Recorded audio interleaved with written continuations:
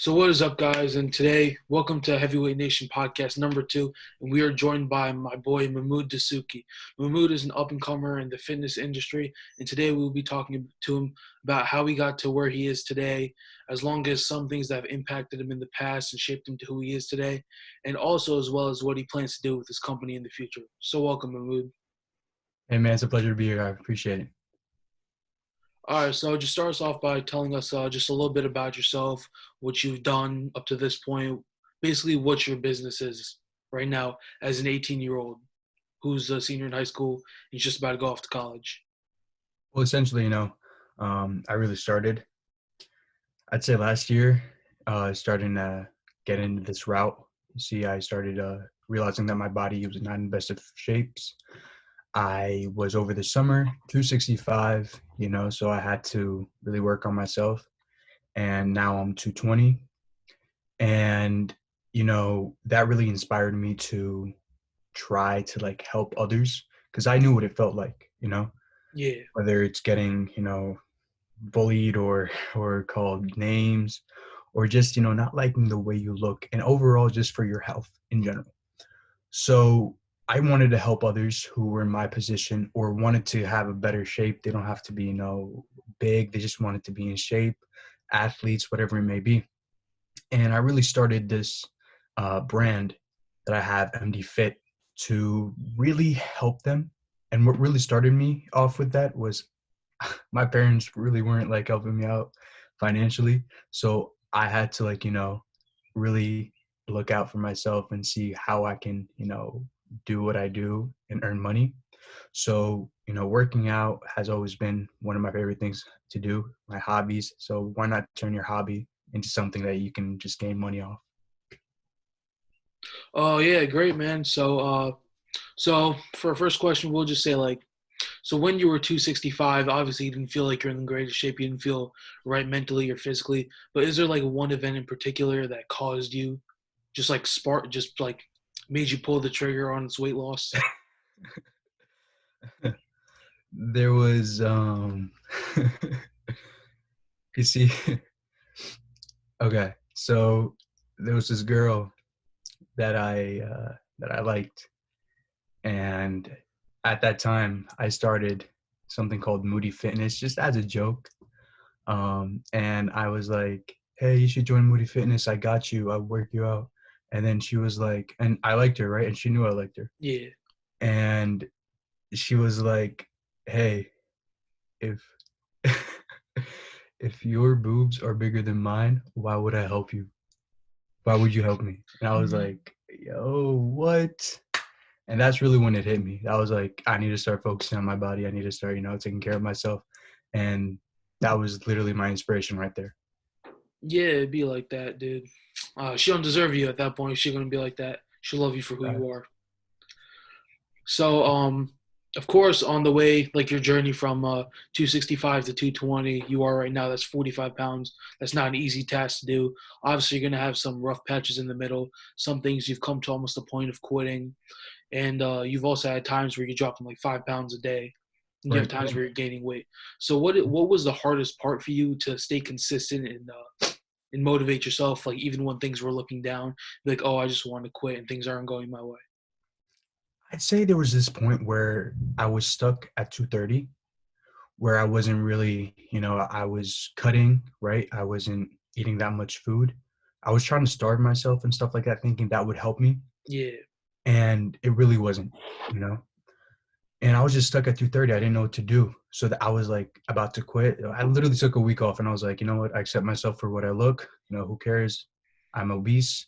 I'm fine with that. And that's just how I'm going to be for the rest of my life.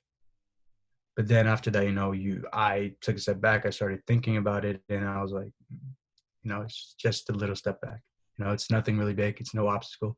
You just got to conquer the obstacle. You got to go over it. And, that's where I'm at today and hopefully going more in the future. yeah. So of course you've seen they have a lot of fad diets that are proven to boost a short-term weight loss and have you drop 20 pounds in a month. Mhm. But what would you say to people that are trying to use that just as a way out instead of actually making a lifestyle change and changing their diet for the better? Um, the weight that you lose, you will gain back. It's a given.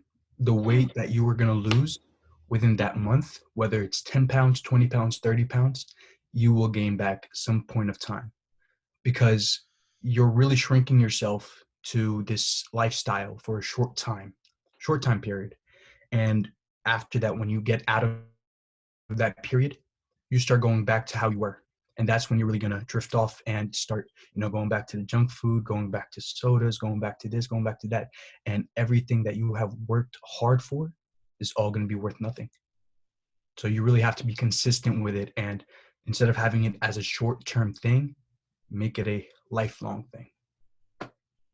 Okay, so of course, going back to your weight loss journey, of course you're gonna have to sacrifice some things. Some things, like people say, you can keep all of the stuff in your diet, which isn't necessarily true. But like anything in moderation is okay. Right. You've had to sacrifice some things that you love eating, some things that you love doing to make time. Like sometimes you're busy, but you still have to make time for it. So what are some of the things you've had to sacrifice that you really didn't want to, but it was for like a better purpose that you had to do it? It was really like, I'm Arab. So we have, the best and fattiest foods ever. That's a given. Yeah, So it's really hard when my mom cooks because I know my food or my meals are different than what they eat because I'm trying to, like fix my shape, fix how I look. yeah, of So it would course. really be hard when I'm just having, a grilled chicken with a cup of rice and some vegetables while they're having, this crazy ass meal that I just want to eat and devour. You know what I'm saying? Yeah, So at that point was very difficult for me. So I'd say that was probably something that I had to sacrifice. yeah. So of course, as you're going back to your meals, you said chicken, rice, and broccoli, which is a standard like healthy meal people Mhm. portray, which is honestly what people eat a lot of the time. Right. And obviously that's going to get boring after a point in time. But is there anything you do to spice it up, just keep things new? I'd say sometimes you grill the broccoli, boil the broccoli, instead of rice, sweet potatoes instead of chicken, beans, roast beef, fish, shrimp, you don't have to continue eating every single thing every single day. See, that's some type of thing for like, bodybuilders because they want to gain a certain weight at a certain speed and a certain time. So they're really picking the best type of foods that will get them to the fullest potential by, whenever they're competing. But if you're just an average person trying to like, gain weight or lose weight, get in shape, really it's just, you're just playing with what you have, with the foods that you have. So it doesn't really have to be the same thing every single day. As long as it meets the requirements for your nutrition and for your health, you're fine. Mhm. Okay, so we've talked many times before about your weight loss, like what your goals are to be. You've told me that your goal is to get down to 185 pounds, Right. and you've lost 45 pounds so far, and 185 pounds is just about 35 pounds away. So you're a little bit more than halfway done with your journey. So Hmm. obviously you've gained some knowledge throughout from the start to now, which you've used to keep yourself motivated, give yourself an edge, maybe lose like an extra pound a week, maybe make yourself feel a little bit better going through this whole process, make it not as hard on your body. What are some of the major things you've learned that keep yourself motivated and help you and aid you through this process? That you can't really, you can't just binge eat. You can't just eat whenever. You have to really stick to the plan, stick to the nutrition. You know, it's you may not believe it's possible, but the smallest things actually affect more than the biggest things. What are some of the things you say if you're feeling a binge coming? Like, what do you do to cope with that? Because like sometimes it's not always possible.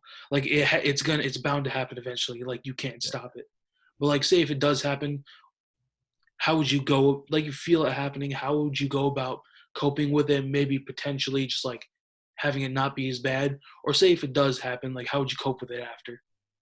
Um, at first, when I started binge eating, I didn't realize I was binge eating. And then after that, I started thinking about my calorie intake. I'm like, yo, I'm not losing any weight. In fact, I'm gaining a pound or two. I don't know what's going on. So I started taking notes about everything that I've been doing. And I realized that I was binge eating. So something that I did was I took a shirtless picture of myself and I posted it on the refrigerator and on my phone.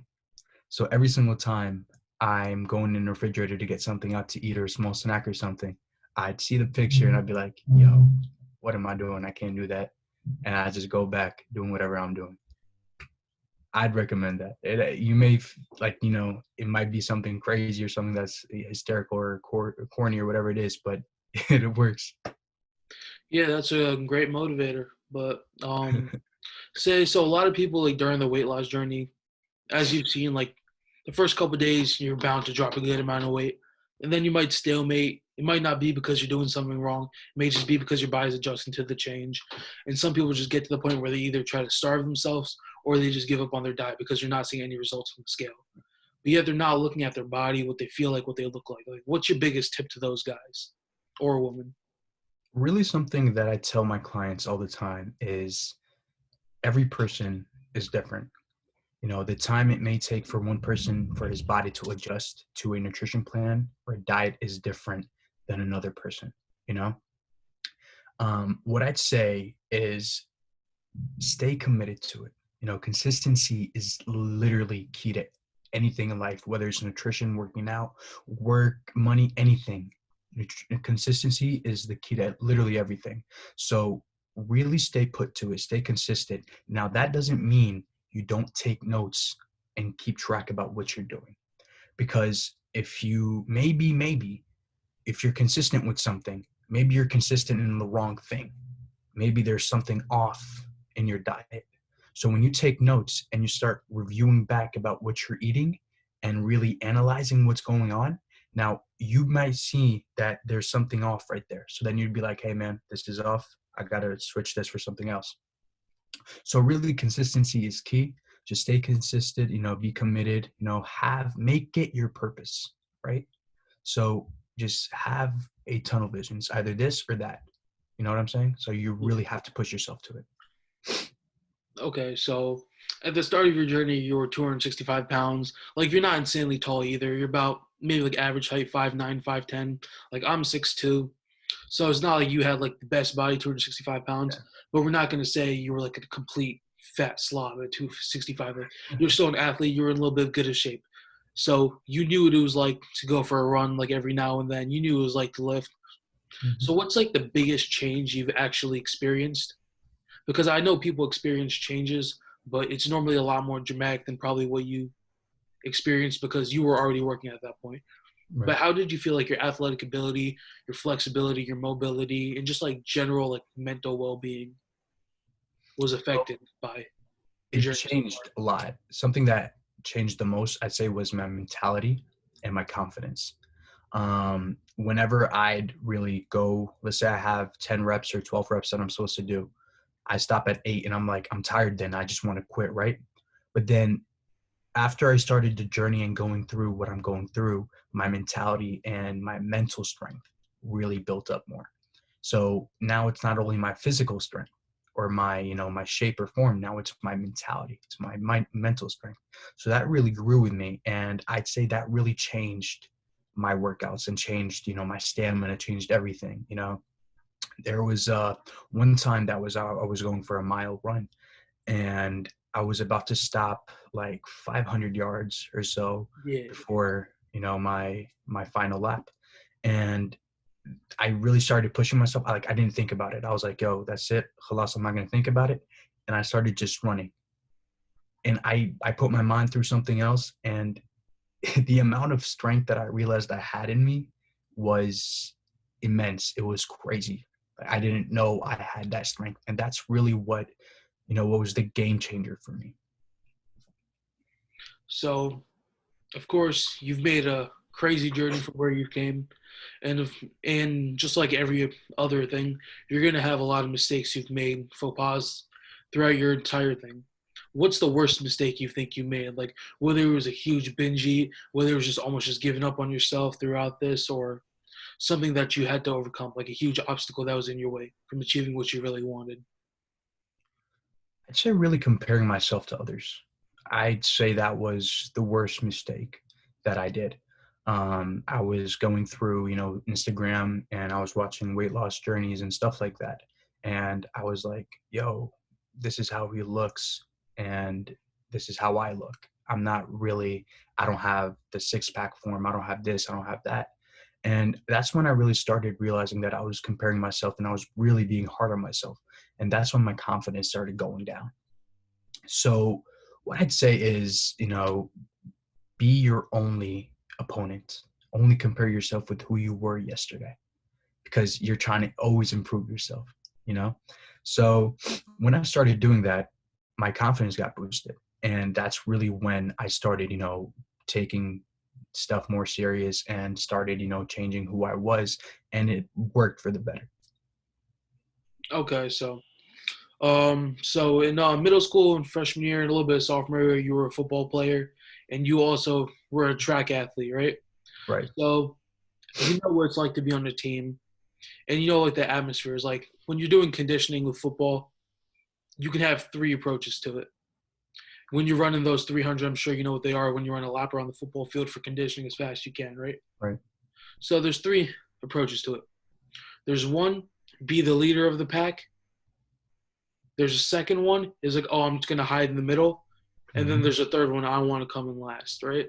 Mm-hmm. So I'm just gonna explain a little bit about what my thought process were, and then we'll go to you. So as I was a freshman, I was also very out of shape. I was like around 6'2", 270 pounds. But like Mm-hmm. I was like I hadn't started lifting it or done like any conditioning in my life. So basically my goal during conditioning was just not coming last, just not get embarrassed. But as the season went down, I had a talk with the coaches one day. They just thought I could be a lot better than I actually was, and that I just didn't have faith in myself. And that really hit me by surprise. So I was like, I'm just going to work on me to be the front of the pack and everything. So we ran the 300s one day, and I start sprinting to the front. And then next thing you know, about 150, 200 yards in, I'm utterly gassed, and I just see people passing me every 5, 10 yards, and then I end up in last. And I just get mad, and I'm extremely gassed by the end of practice. And then my coach sat down and had a talk with me after. He's like, I love the effort. I love what you're doing. Now, what I want you to do is I want you to sprint those 200 yards every single time. And those last 100 yards is what makes you better. That's what's going to get you to succeed in the sport.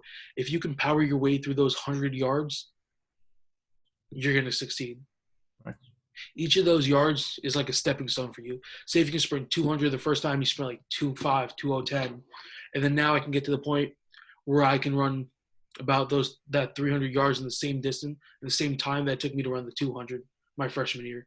It was taking me about like a minute 30 seconds, which was terrible. And now I can do it in about 45, 50 seconds. It's just crazy to see how far you've come. So what's the approach that you take to this? Because when you're by yourself, it's not the same thing as when you're with a team because you have nobody next to you and nobody pushing you throughout the process. So Right. when you're running by yourself, what do you do to give yourself that extra push? Because when you see people in competition, say Usain Bolt said it himself, when he runs by himself on the track, he said the fastest time he thinks he's ever run is a 10:7. And I've never seen this man run over a 10 in competition. He set the world record at a 9:53, I'm pretty sure. So what's one thing? What are the things that you use to give yourself that mental edge while exercising and trying to compete with your own self? I'd say thinking about who I'm gonna become tomorrow. How, that one small rep can be the difference of me becoming someone my dream or going to my goal before or like faster than let's say a month, faster than the month that I will. You know what I'm saying? So like if I, push myself right now, I'm gonna be who I'm gonna become faster than just, doing it normal or BSing it. I'd say that really is something that I always do all the time. Just think about who I'm going to become tomorrow, try to work for it, just really have that aspiration and just have that in the back of my mind while performing, whether, it's benching or running a sprint or really just doing literally anything in life. So of course, when you're an athlete, when you do this, you feel extremely sore the day after. Like you just don't want to get out of bed, do anything. And so if you don't want to, what's something you tell yourself every day, like just like right when you wake up to give yourself that push to go work out or do something to make yourself better, even on the days you don't want to do anything. You just feel like you want to lay in bed, just be a slob, just not do anything the entire day and just chill. I'd say to myself, like, this is something that I had a conversation with my own self. I would be like, hey man, no, you're not perfect, but if you don't get up right now, someone else is. And that someone else is being better than you. You always have to think about if the time that you are wasting, someone else is not wasting. Someone else is on top of his check. Someone else is going for it. Someone else wants it more than you. So now you really have to think, how much do you want it? And that's really the turning point of whether you're going to continue being a slob, continue being lazy, or going to get off your ass and actually go work and do whatever you're going to do. So of course, again, you're an athlete. You're part. You work in the fitness profession now. You're not just the fitness aspirer anymore. Mm-hmm. So, who are, let's say, 3 people that are professional athletes, either high school athletes or something, that have inspired you to go on this journey? Who inspired you to be better version of yourself, and why have they inspired you? Like, what have they done to do that? One person, he is someone who is, my weightlifting partner, Pratham Vermani. um, he was also struggling with obesity like myself. And then over the summer, he just out of nowhere just changed. His body just became, it was the craziest comeback. And I really looked at myself. I was like, yo, this was this person that him and I used to always joke about being obese. And now look at him. Look how he looks. And that's really what sparked me. Another person would be Bradley Martin. He is someone that I highly look up to. I look up to that man crazy. Whether it's an entrepreneurship, entrepreneur, whatever that entrepreneur word, whatever it's, him, the way that he's doing, his push-ups or his reps, his workouts, the way he explains it, the way he works with his clients, that really inspires me. And the final person was my father, and that is the most important person. Mm-hmm. He has every disease you can possibly name. He has heart problems, and he almost died like 4 or 5 different times. And, that's when I woke up to myself. I was like, yo, if I continue on the path that I'm going, I'm just going to end up like him. Right. And really was like, those 3 people were the main people throughout the journey that influenced me and inspired me the most. Yeah, so of course you're gonna go through a lot of adversity. That's what pushes us to be better. If you have one moment that you've went through something just terrible in your life that you had to make a huge comeback from, that like you really didn't know if you could, but that really tested your mental toughness and ability, what would it be? Like, it doesn't have to be anything personal if you don't want to share. Just like, I'd say, outside of the fitness and workout, workout thing, I'd say it was my algebra class, my algebra 2 class. I was failing for 2 quarters. My highest grade for those 2 quarters was a 46. And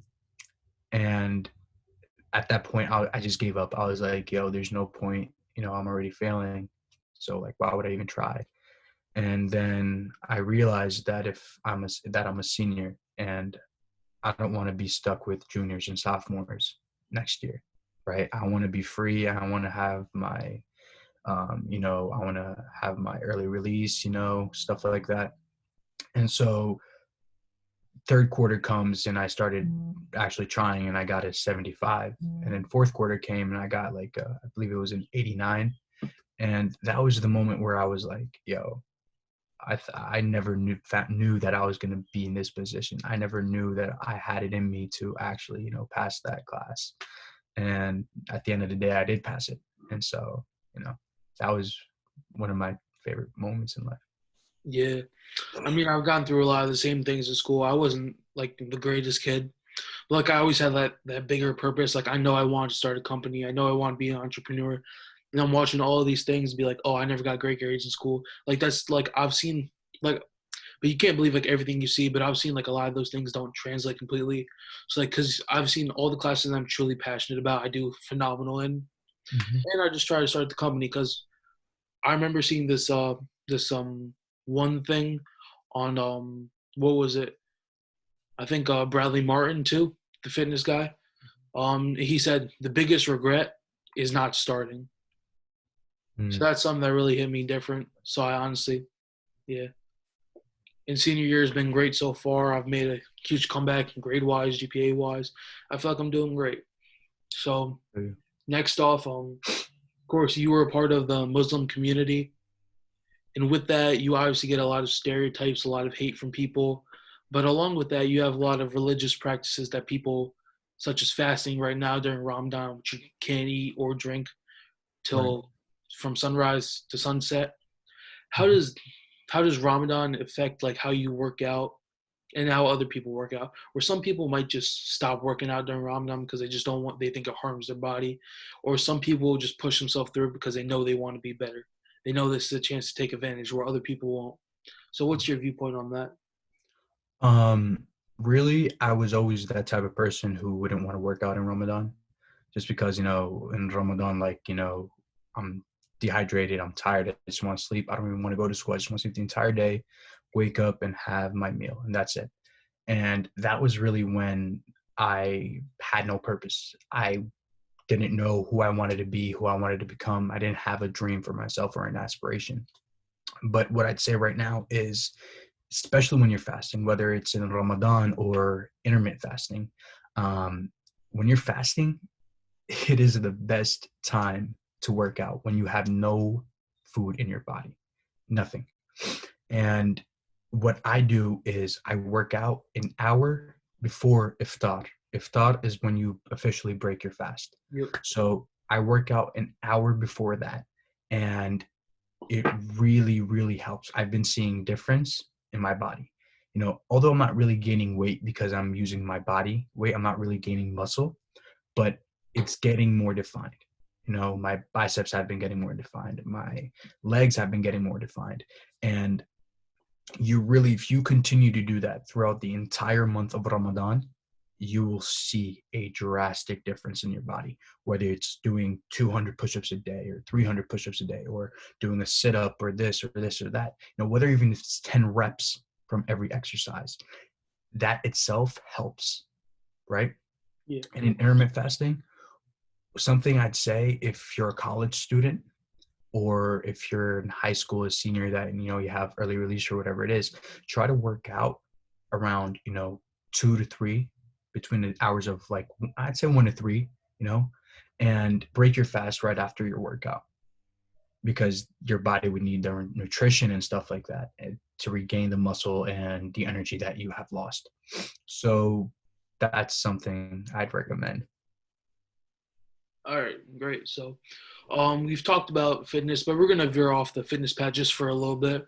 So, again, you're a member of the Muslim community. Along with that comes a lot of stereotypes or hate that impact a lot of kids for mostly no reason whatsoever, just because of a small population of the group does something, impacts the rest of us. Same with stereotyping around the country, which is really hurting us right now.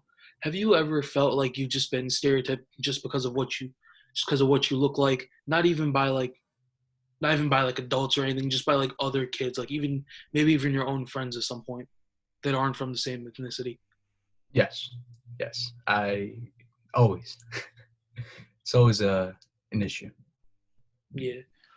But how do you feel that's impacted you? Like, have you ever like gotten down on yourself because of it, or like I has it mean, ever like discouraged you to a point, or like how do you get yourself to power through it and be like, oh no, I'm not that guy. I'm better than that. Like I'm I not mean, like the small majority of people. Like like our religion's peaceful. Like as I know most of you guys are. It's like it's a more peaceful religion with Muslim people. They're like some of the greatest people I've ever met. So how do you deal with that when it happens? um, honestly, man, it doesn't really affect me that much. Like, when someone calls me a terrorist or something like that, I try my best, to be nice to them so I can show them what Islam is really about. Yeah. Because if I just curse back at him, or, like, be like, oh yeah, you mother effer, or this or that, you know, Yeah. I'm just proving him right. I'm just like, hey, Muslims are all bad.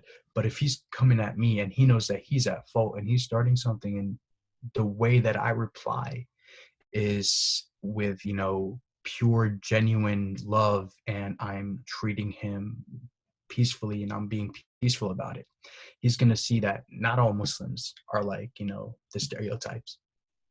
Yeah. And I'd say like I'm pretty religious, alhamdulillah, and really it doesn't really affect me, you know, these things, because at the end of the day, he's the one who's trying to put me down, and me showing him that I'm not gonna put down just makes them more mad or more upset.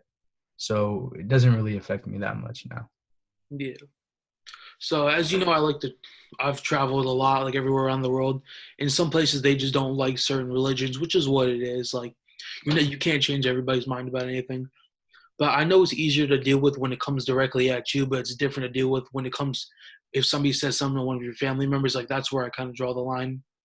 So I'm in Thailand, and then I'm with my immediate family, and then some of my uncles, aunts, and like their families, and my grandparents are there. Someone says something to my grandmother, right? And like that's the point, like where you're like you just like you don't let it slide, and you have to say something about it. Like you don't want to hit them, because say if you do get in trouble, you get arrested in a foreign country. Like they're not going to take any precautions to shoot you or something like that. Right. You know what I'm saying? Like, how do you deal? Like I know you haven't traveled a lot, like out of this country, but say if somebody does do something to your family, which I know happens a lot, especially to your community where you're racially profiled about a lot of things.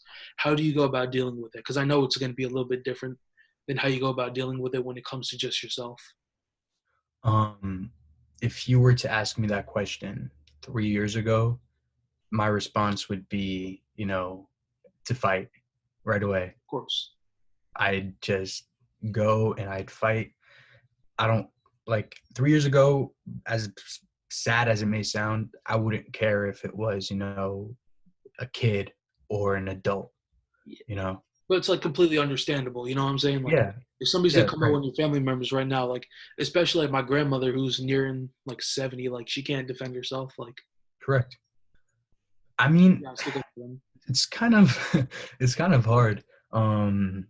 Because at the same time you want to live up to your religion, but then that's your family member right there. That is your blood, someone who can't defend themselves, and you're just going to stand there and not doing anything. um, I'd say first I'd probably just try to break it off and be like, yo, walk away or else there's going to be a problem. Just give them a small warning, so at least if something was to go down, I'd be like, at least I gave them a warning. Yeah. you know I'd say that's probably how I'd go. I'd be like, hey, this is BS. I'd probably curse and just tell him, just F off, leave, give him a warning. And then if it doesn't happen, then whatever he gets, I guess, is he deserved it. Yeah. So of course you're again fitness profession. So as we've seen a lot of new races of like enter different professions. Like if you remember like the 1960s, black people coming into sports, like that was a huge thing back then. And now what I've started to see a lot more is a lot of Muslim, just like young individuals that have entered the fitness profession. Right. So how do you think that, like, so you're not really even a minority anymore, because a lot of the smaller fitness pages such as yourself or a lot of Muslim teens or young adults that are trying to that are just trying to spread their wisdom and knowledge in the fitness industry and try to help people. So how do you think that has impacted you and like your vision towards this? Um, it really pushes me, you know. Um, I'd say we all push each other because we see each other, oh, he is getting this new client, or his body is looking, not even like, put business aside, his body's doing this, his body's doing that. So when you see everyone, get in better shape, you really push yourself, because you find yourself, you don't want to be the last person. You don't want to be the worst person. You know what I'm saying? Yeah, of You want to course. be the best.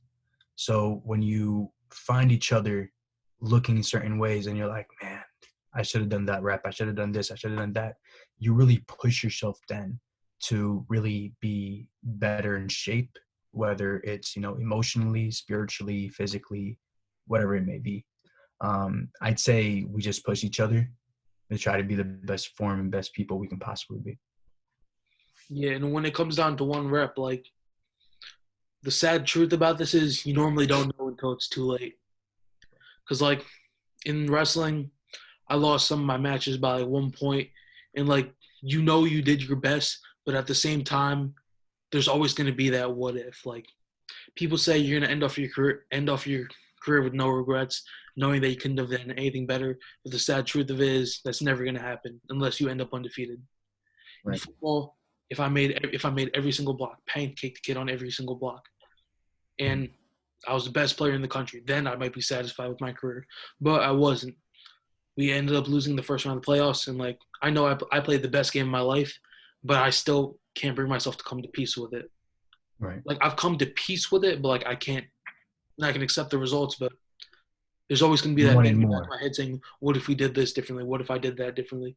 What if I just took this drill one bit harder my sophomore year? What if I just had more faith in myself my freshman year? I could have been like 10 times better of a player my senior year." Right. And the same thing with wrestling too. It'd be like wrestling is a sport that pushes you to the point of mental breaking just to build you back up again. Maybe you broke a little bit too early in a drill one time, and then that hits you in a match. Maybe it's your match that decides if you're going to go to states or not, and you lose by a point. Right. You can't. You just like most people just can't live with it. It's like that haunting them. Like it sucks. Yeah. So Definitely, man. now we're gonna bring this back. So when you were a kid, were you like overweight? Were you like normal? Yeah, no, I was overweight. When I was born, Okay. I was 15 pounds, you Jeez. know? The average weight for a baby is like, I Yeah. think So like, 6. of course, like your parents are gonna love you for who you are, like no matter what, Yeah. most Yeah. of the time. But then I was extreme. I wasn't like overweight till I got to like third grade. Like I was always like tall and like I was like decently lean, but then I started putting on weight like in fourth grade. Like, oh, I see all these kids bringing like Lunchables and stuff to school. I want those, but I didn't realize with my mom, like she was always making me like homemade food, and like now I've come to appreciate that.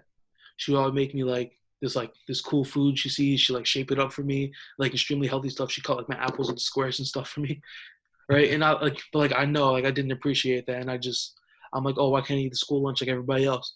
And then next thing you know, I was 240 pounds in seventh grade.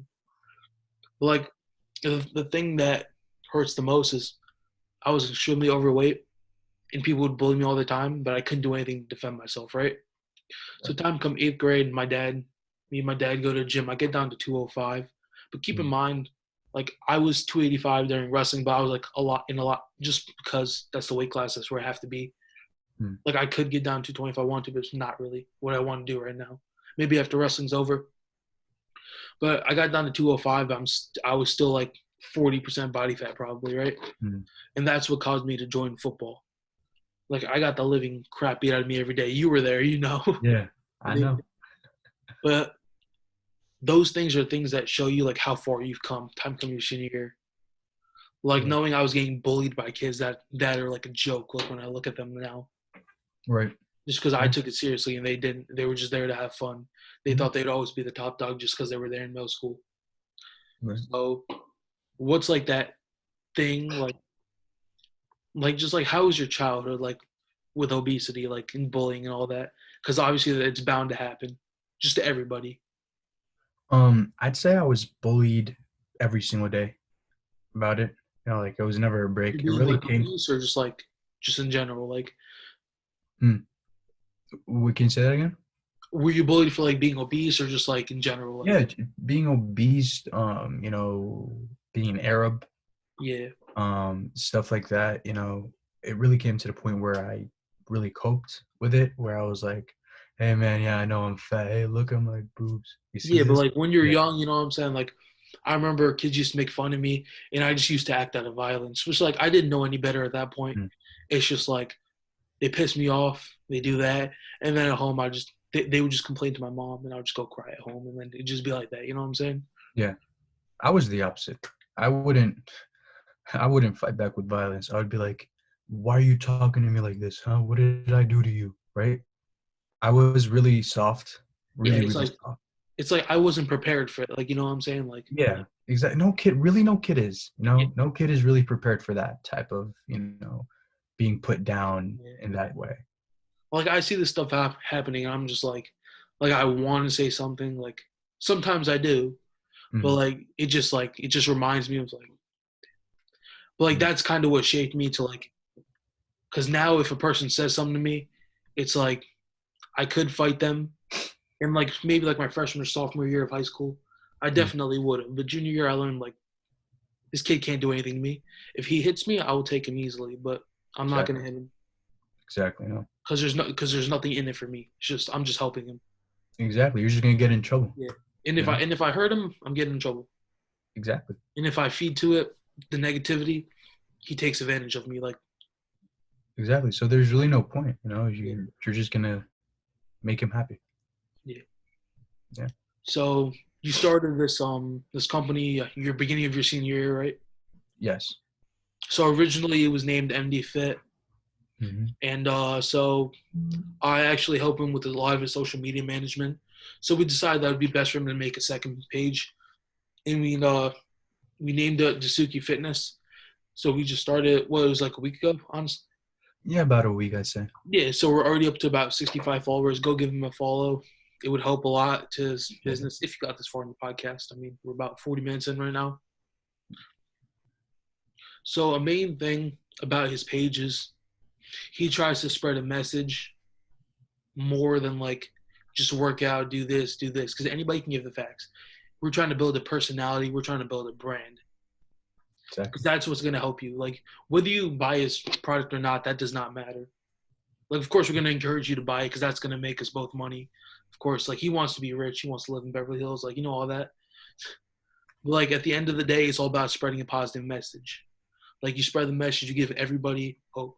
Like, no matter where you start, it's never too late to make a change. Like, Exactly. you can always be better every day. Like, say if you're 40 years old, you're about 600 pounds, you're on your deathbed. I've Hmm. seen a lot of these things, like on TikTok too. Like that just came out. There was this one guy who's about 660 pounds and he's down to about 370, and it's just great to see that. But in the comments, you think you would see a lot of hate, be like, "Oh, you're still fat, you're still this," but it's always a positive message. So I'm always like, I'm always leaving positive messages and those things because like I really like appreciate what those guys are doing because you have a lot of people who are just there, just like okay with it, like the fact that like I've worked and you too, you've worked so hard with this that you try to get in shape. You just see a person who's just chilling there, just okay with it. It just like kind of pisses you off to an extent, honestly, right? Yeah. No, I definitely agree So that's 100. what, yeah, the page is just meant for, honestly, to help people. Like even if you're not going to work out, it's still a great thing to do. Just talk about positivity and spreading it throughout fitness. Because in a lot of the Exactly. pages, you see a lot of things going on. Exactly. It's never too late. So Sorry. yeah. It's So never too as you late. started the page, like, is there like a reason, like you started like as a like more of like a local thing where you just helped your friends and family? Yeah. First, it was just mainly, my friends and family, and just mainly like to get people to see my progress Mm-hmm. and stuff like that. And then after that, I was like, I did really wanted to rely on myself more. And that's when I started making it into a business. And that's when I started charging people for plans and stuff like that. Yeah, And now instead of it being just my friends and family, now it's people from all over the world. It's people from all over, the states. So I just literally just had a client yesterday, and he's from Australia. So it's really, more of a worldwide type of yeah. thing instead of it just being local. So you can see your brand obviously growing, but the main thing I want to shout out to you guys, if you got to this 40-minute mark, I mean, it's only like my second podcast. We're gonna start doing these every day, and Mahmoud might even be a weekly guest at this point. Just Yep. talk about stuff that's going on, talk about the message he's trying to spread. But his link will be in the bio or description below, whatever. Um, Hmm. so when you know how like you're trying to like when you drop a bunch of weight, like I had a huge cut this year from like 315 to 285. Like it's not anything crazy, but like I felt great at 285. Like I felt like leaner than ever. It wasn't like I was at 315 just to be there. Like I was there for a reason. And then I was like, oh, I went from 315 to 285. People like, oh, you're still fat, right? Of course, that's happened to you too. What's Yeah. your response to that, just like mentally, and how does that feel? Um, If it was someone who is skinny calling me, oh, you're still fat, I'd say, well, you're still skinny. Put on some weight, right? Yeah, I just say that just to like, give it back to them, be like, hey man, you're not perfect and I'm not perfect. So don't try to bring me down because you yourself are not the best in shape. Something I'd cope with it is just really take it in and try to prove them wrong. You hmm know, I always love being the underdog. just be a I better love version it. every day. Exactly. That is something I live for. I love being the underdog. I like to prove people wrong. I Yeah, like to tell them, hey, yo, look, you said I couldn't do it. I just did it. What's up? yeah. You know? That was my mentality too going into freshman year. Um, so a little bit of out of the box question. You're 18 years old right now. You're just an adult. This is your time to start a company. If you had the chance to rewind your life 10 years, so you'd be 8, Mhm. or I could give you $10 million now, which one would you do? Man, this is a tough question. Yeah, $10 million, rewind to being 8. I'd say I'll stick with the $10 million. stick with it. What's the reason behind that? Really, reason behind it is, the investing part. Going back to when I was 8, that was probably the worst moments of my life.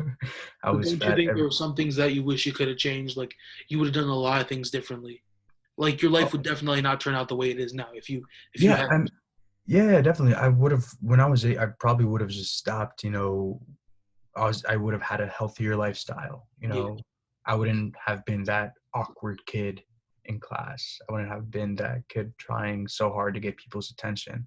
yeah, You know, yeah, there's definitely a lot of things I would have changed when I was 8.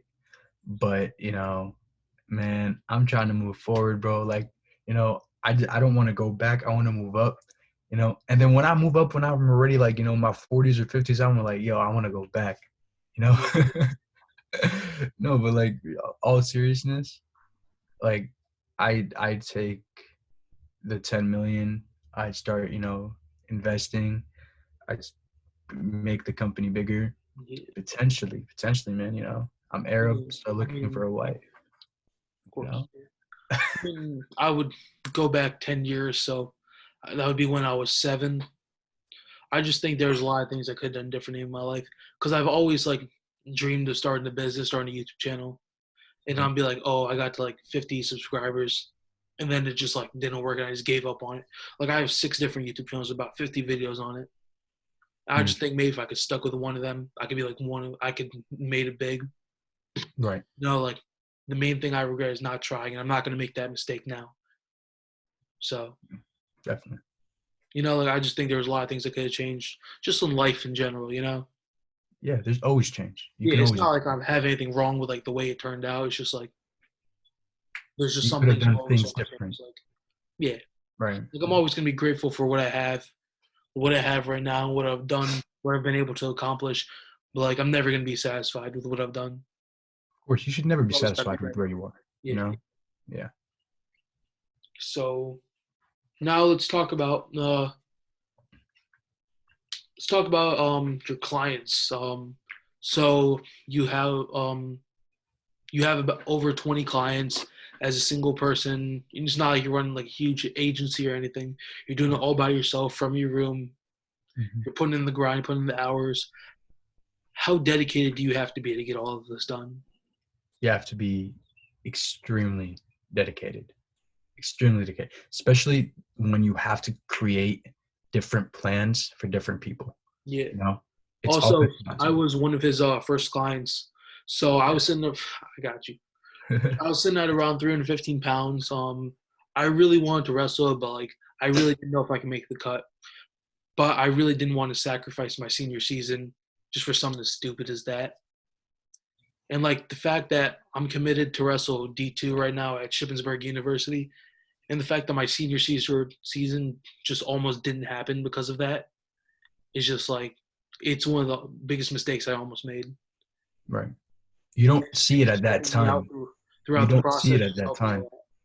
yeah, you don't see at that time that it could have been a mistake. You see it Yeah, after, after it happened. it is crazy. Yeah. Just looking back, like on my career, it's just wild. Yeah. Look, Definitely. I went 1-18 as a freshman. Mm. Somehow I had 26 wins as a senior. Man, look at you. Yeah. Always have to improve. You're Yeah. improving. So let's talk about what do you have in store for the future with your company? Like, what are some things you're looking to do within like the next couple months? The Well, next while couple we're still months, stuck with the coronavirus. and hopefully, inshallah, after the coronavirus is, it's the pandemic is gone. Um, I'd want to, start taking YouTube serious. I want to post more things on my YouTube channel. I created one, but never posted anything on it. Never really was serious with it. So I'm trying to take it more serious. I'm trying to get merch out, but that's probably going to be, after the YouTube Yeah, thing. that's more of like a mid-stage thing, like Exactly. maybe like 10,000 followers, Exactly. something like Yeah. that. Because I still Exactly. didn't come out with it on my page, and I have 10.1K. Yeah. It's just like a little mistake I made. Like I kept trying to come out with it at like 1,000, 2,000, just to make money. But like, you gotta realize like if you want to make money off something, you gotta be like truly passionate about it. It Correct. comes with time. Like you can't be doing it just for the money. 100%. Exactly. I agree. So your big plans are just like to just grow your page, just see Mhm. where it takes you. Honestly, Yeah. you're You gonna be know, commuting every day from college, so you're gonna be at home, so you're gonna be able to work on this like a lot more than most people will exactly. be. Right. So, So, a mm, big question: big question. if you had to run your page, you Mm. had to take every client. Now you have every client you have now, but you didn't get paid at all. Would you still do it? If I had to run my page, And help your clients, but you never got paid. Would you still do it? yes. Yes. Yes. I'd still do it. Yes. Why? I love this. Like I love, helping people. I love seeing them change who they were into something better. That just gives me satisfaction. I wouldn't, without thinking about it, I would do it. Yes. Just knowing that you used like you could have still been where you were, and now you helped another person get to where they want to be. Yeah. Definitely. Yeah. So now we'll just talk like a little bit more about like the bodybuilding scene. So what's your opinion on like use of like anabolics? So I'm just Mm. gonna say where like I have mine like if you're like an Instagram model or like fitness guru or something like that, I don't think it's right that you claim natural or something like that. But I also don't have anything against the use of steroids. You know what I'm saying? Like, because they're doing it for their living, their livelihood. I don't agree with it. Like, I would never do that, such thing like that. But Mm. I want to hear your viewpoint on this from someone who's been around the bodybuilding scene, someone who's been around the fitness scene for a while now. Yeah. Um, you know, most of the times, everyone that says or claims natural is not, you know, most of the times. Um, I have nothing against, the use of steroids. If you want to use it, sure. Do I agree with it? No, but I have nothing against it. Uh, I feel like, if you're injecting something unnatural in your body just to make you get that first place, you're cheating your way to it. You didn't work for it. I mean, competitions right now, like they don't restrict against steroid use. Yeah, exactly. But But you it's not like they have natural competition. So like everybody's on steroids. exactly. So you can't really And you're say, doing nothing. That's what like I'm kind of trying to say. yeah, you can't really say your body looks a certain way Yeah. when really if you would take steroids out, it probably wouldn't look like that, Yeah, you of know? course not.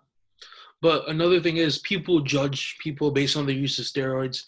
Like you can look through a lot of things. You can see that Arnold Schwarzenegger took roids, Ronnie Hmm. Coleman, Jay Cutler, Yeah, Kai yeah, Green, Phil Heath, and a lot of those other gigantic guys yeah, Big that have Ronnie. roamed the bodybuilding scene. Hmm. And some people just discredit everything they've done just because of their use of steroids. And they said, oh, that's why they won. That's why I did this. They actually don't know anything. Hmm. Which, because if you've seen Ronnie Coleman, is one of That the man lived smartest. in the gym. Yeah, he's one of the smartest guys. You think Arnold I didn't thought know that. anything about lifting like that? You think if he was natural, he'd still be bigger than 99% of people. Same with Ronnie Coleman. Yeah, And people just try to discredit what they've done just because of their use of anabolics. What's your opinion on that? it's complete BS. You know, you Yeah, can't.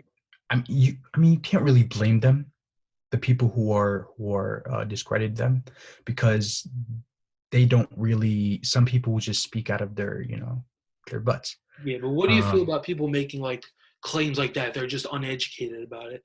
you can't really make that claim. It's complete BS. You can't really say you're this and that just because you use steroids. They've been in the industry for years. They've had a journey. This is their career. This is their passion. This is what they do every day. It's not like, bodybuilding specially. It's like no other sport.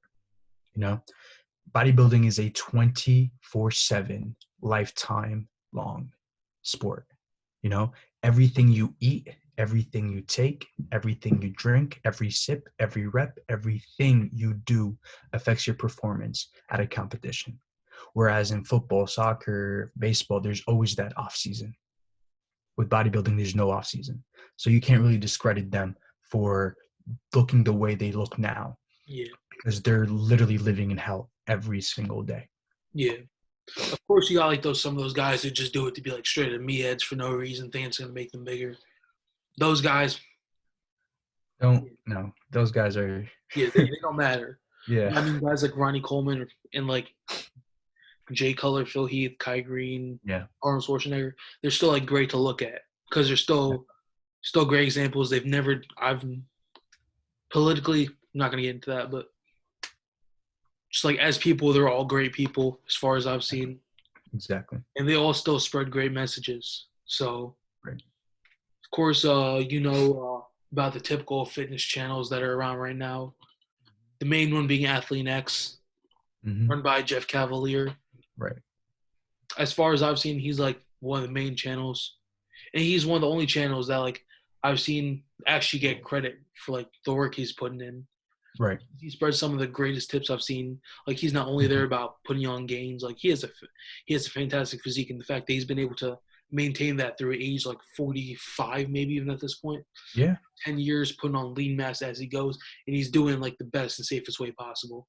Hmm. So, what's your opinion on like what he does? He is someone that I, look up to.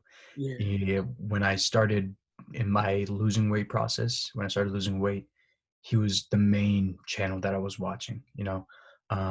He gives outstanding tips.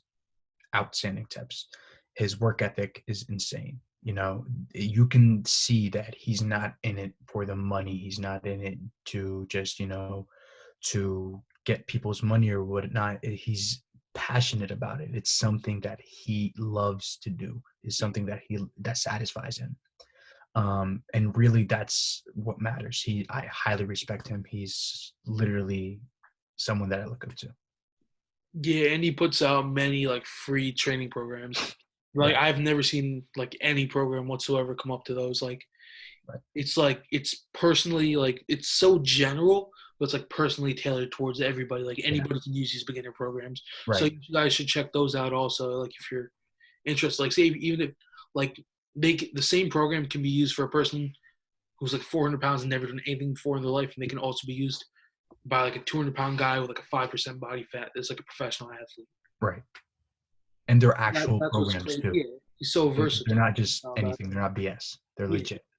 they work. Yeah. He even got this one of his interns. You've Mm. seen him, right, Jesse? Yeah. Yeah. Jesse. And then they took before pictures, and even like 6 months after the kids put on about 20 pounds, not just lean muscle mass, like lean functional muscle mass. Yeah. His lifts have went up. Like the crazy thing about him is he does not max lifts. He just focus on building you to feel better, feel stronger, and perform better, which is Right. a great thing. Because you see too many guys obsessing over their maxes, Hmm. which is like it matters It's not the biggest a of little deals. bit, but it's not like what you should Yeah. be focusing on. Right.